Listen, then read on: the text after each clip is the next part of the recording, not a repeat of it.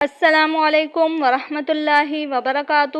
آج جو وظیفہ آپ کی خدمت میں لے کر حاضر ہوئی ہوں وہ سورہ کوثر کا وظیفہ ہے۔ انشاءاللہ تعالی اس وظیفے کا رزلٹ 3 دن میں آپ کے سامنے ہوگا۔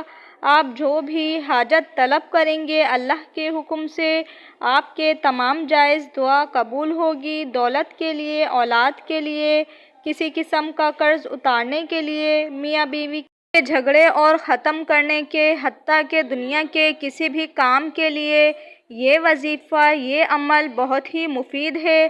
اللہ کے حکم سے انشاءاللہ تعالی آپ کی ہر حاجت مقصد پورا ہوگا۔ لیکن وظیفہ آپ کو جس طرح بتایا جائے آپ نے اسی کے مطابق کرنا ہے۔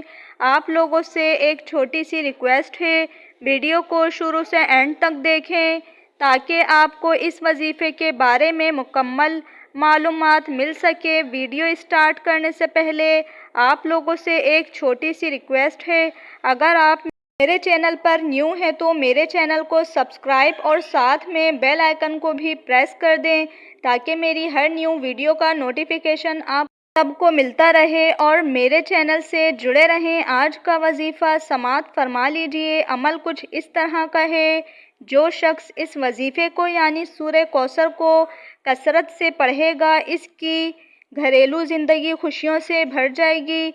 جو عورت بے اولاد ہے وہ اس عمل کو اٹھتے بیٹھتے چلتے پھرتے کرے گی، اللہ پاک اولاد کی نعمت سے مستفید کرے گا انشاءاللہ تعالی۔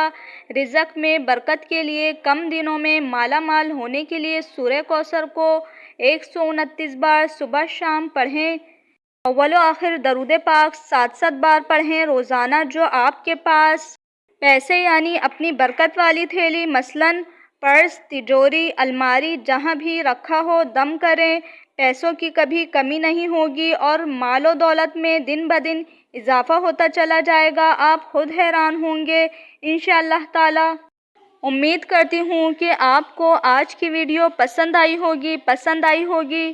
لائک شیئر ضرور کریں اور دوسروں تک صدقہ جاریہ سمجھ کر آگے تک پہنچائیں۔ ملتے ہیں نیکسٹ ویڈیو میں۔ اللہ حافظ۔